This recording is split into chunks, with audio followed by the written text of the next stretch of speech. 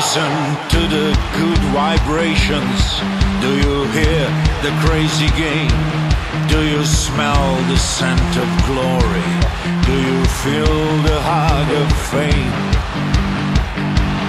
Come and feel Slovenian fire. Feel the passion of our song. We enjoy the same desire. Don't think twice, just sing along. I feel power in my soul. My heart beats for basketball. Hear the proud Slovenian call. Feel the heartbeat of our soul. I feel power in my soul. My heart beats for basketball. Hear the proud Slovenian call. Feel the heartbeat of our soul. 90 tekem, 330 tisoč gledalcev, 1100 prostovoljcev in 55 tisoč tujih gostov. Eurobasket, ena največjih športnih prireditev v zgodovini Slovenije, je navdušil v vseh segmentih.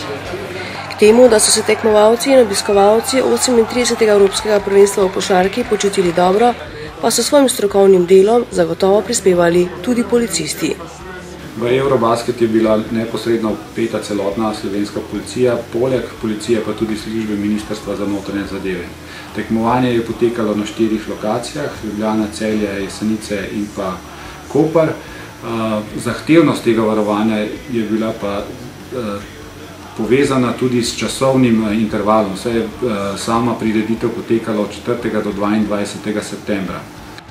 Policija se je na varovanje košarkaškega prvenstva začela pripravljati že konec lanskega leta, ko je za lažjo koordinacijo med državnim, regionalnim in lokalnim nivojem ustanovila delovno skupino in vanjo imenovala predstavnike vseh policijskih uprav ter 25 enot generalne policijske uprave.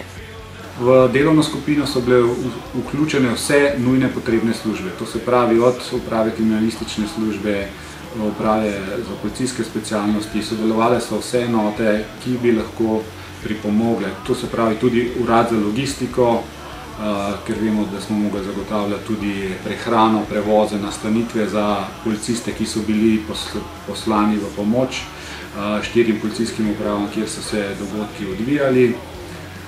V načrtovanju varovanja prireditve seveda smo imeli sestanke tudi z organizatorji, to se pravi FIBO, s varnostnimi menedžerji FIBE, organizatorjem, slovenskim organizatorjem, varnostnimi službami, ki so neposredno varovali. Spremeniti smo mogli celo pravilnik, da smo lahko upravljali spremstvo delegacij in pa v skladu z pravili FIBE za varnostne dogodke, kar je še posebej ena od težav, s kateri se je soočila policija, je, da policisti ne smejo biti neposredni v dvoranah. Tako da smo mogli v fazi načrtovanja predvideti seveda nekatere prostore, kjer se bojo lahko nahajali pripadniki PPE in da bojo v primeru kršitev JRM ali pa večjih kršitev posredovali učinkovito in pa hitro.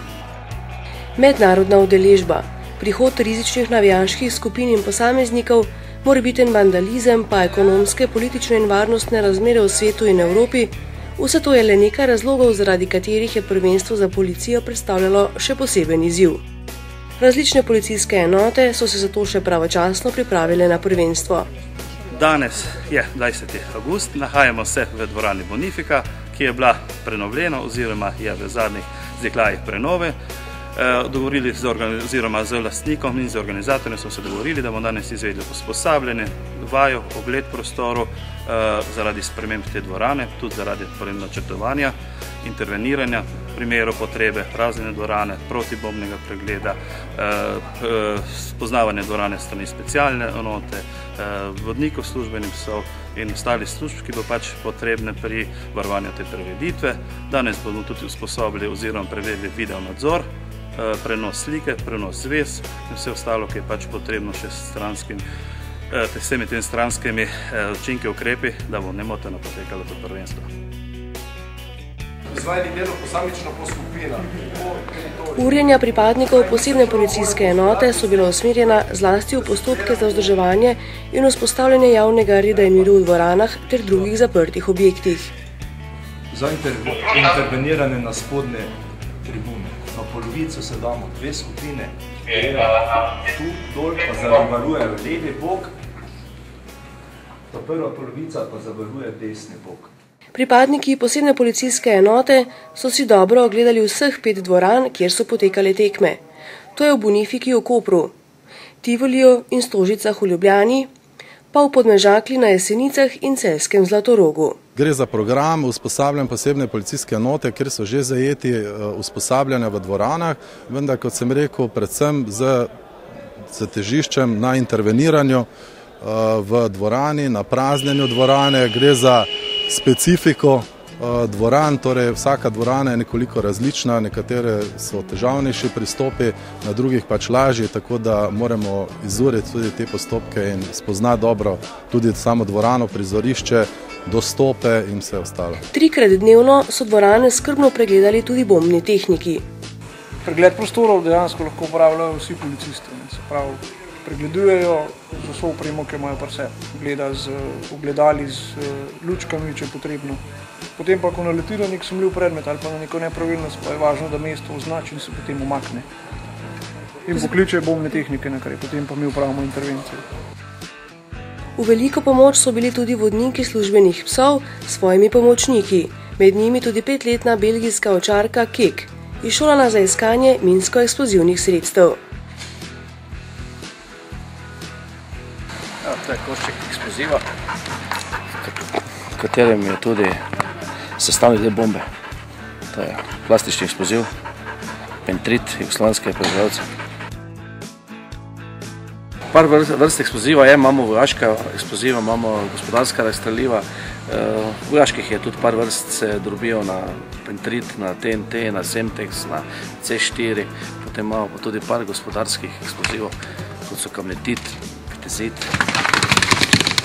Tako da imajo pa vse približno isto vonjsko sliko, razlikujejo se mogoče malenkosti, tako da službeni pes mora iskati vse te vonje.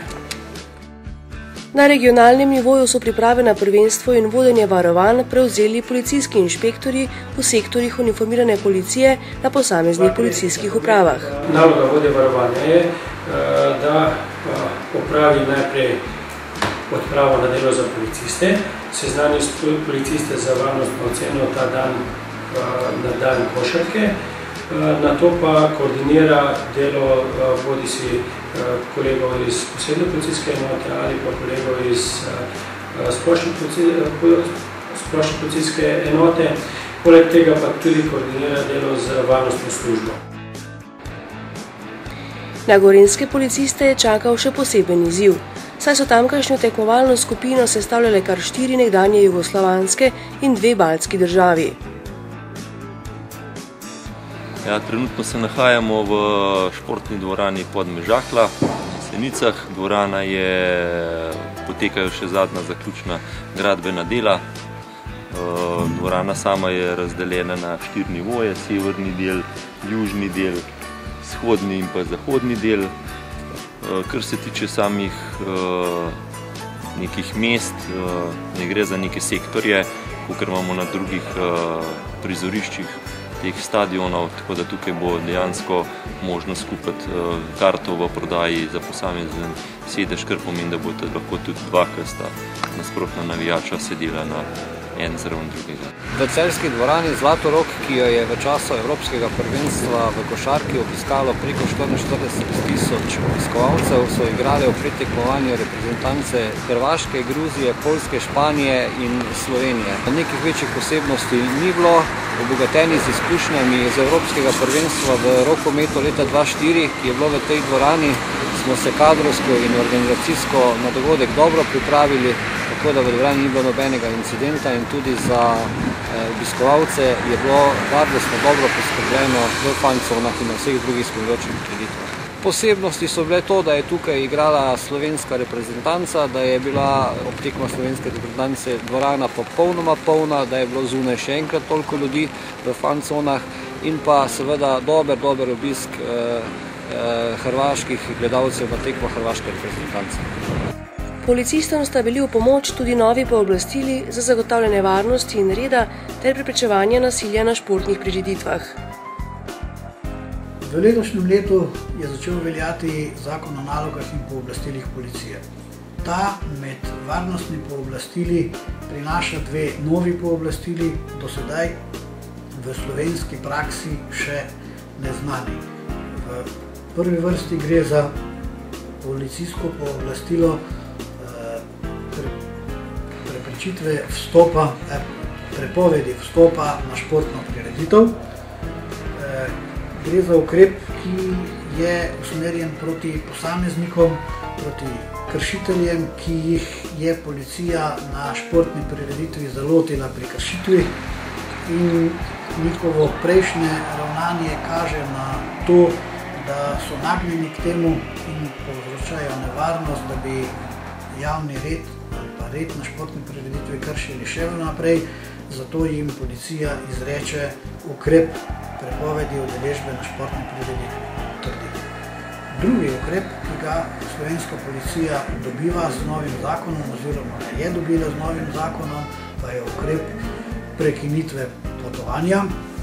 V tem primeru pa gre za pooblastilo, ki ga je bilo potrebno uvesti zaradi tega, ker je praksa v preteklosti pokazala, da posamezne organizirane navijaške skupine množično kršijo javni red in mir ali izvršujejo kazniva dejanja, in zaradi tega elementa množičnosti ni mogoče izločiti tistih oseb, ki ta protipravna ravnanja izvršujejo, zato sme policija v takem primeru ukrep izreči celotni skupini.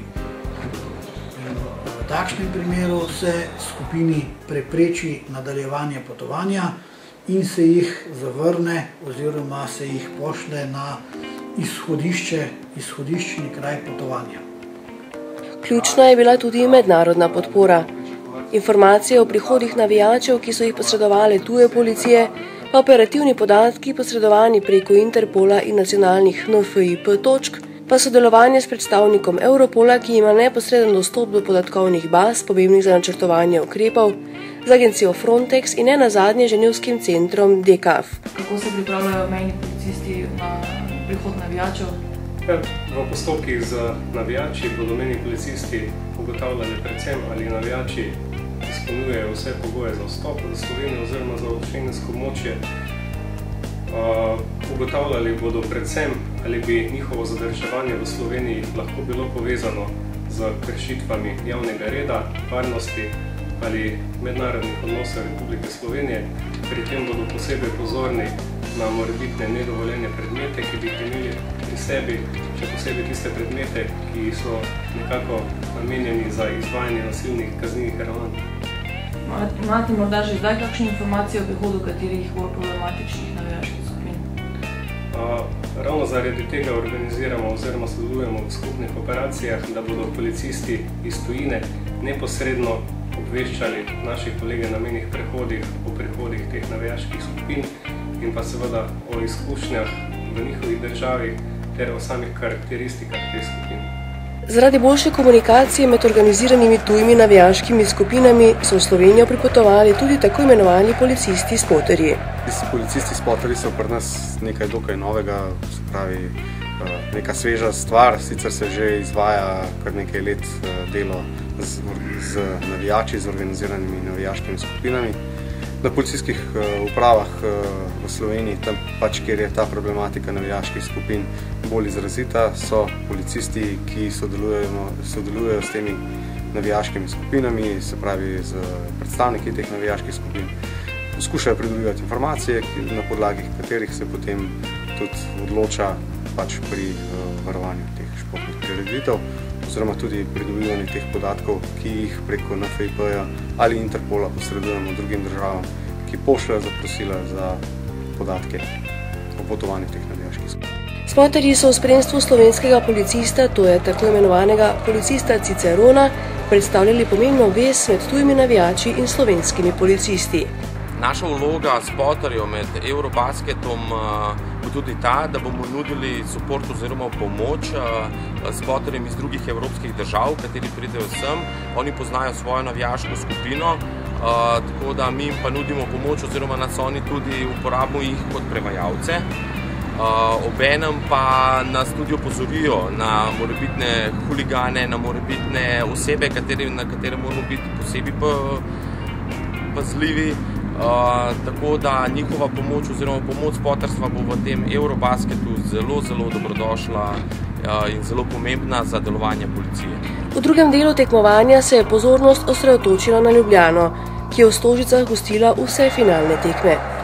Za varnost so na tekmi poskrbeli zlasti prometniki, vodniki službenih psov, konjeniki, kriminalisti, intervencijske skupine in policisti za spremstvo ekip ter delegatov, pa tudi policisti posebne policijske enote.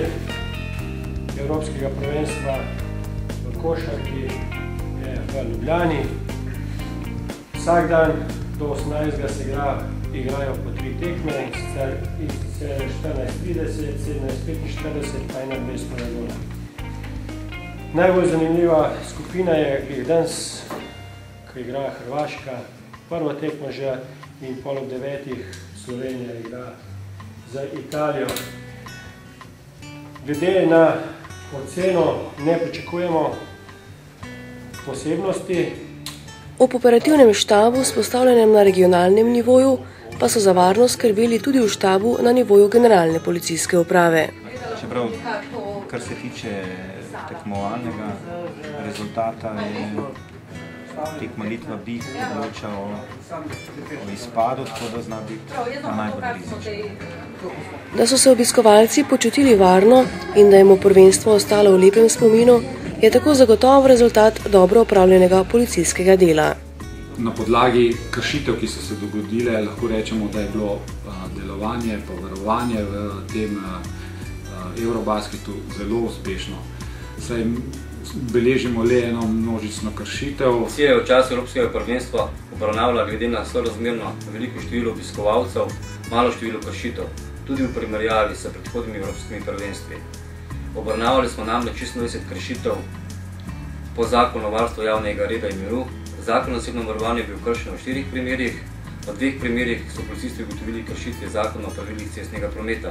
Prav tako je bil zakon o javnih zbiranjih kršen v 4 primerih ter v 2 primerih zakon o tujcih. Izstopajoča kršitev javnega reda in miru je bila v prvem delu prvenstva in sicer na Jesenicah, kjer je prišlo do pretepa med navijači. Posebnost je bila ta, da so se pretepali navijači iste reprezentance.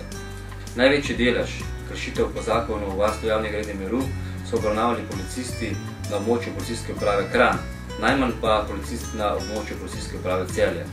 Ocenjujemo, da je sama prisotnost in vidnost policije na ožjih in širših območjih prireditev prispevala k zagotavljanju občutka varnosti ljudi in posledično k zmanjšanemu številu deviantnih ravnanj. Slovenski policisti so torej še enkrat več dokazali, da so kos še tako zahtevnim nalogam in sposobni zagotavljati varnost na največjih športnih ter drugih prireditvah, ne glede na njihovo obsežnost ali stopnjo varnostnega tveganja.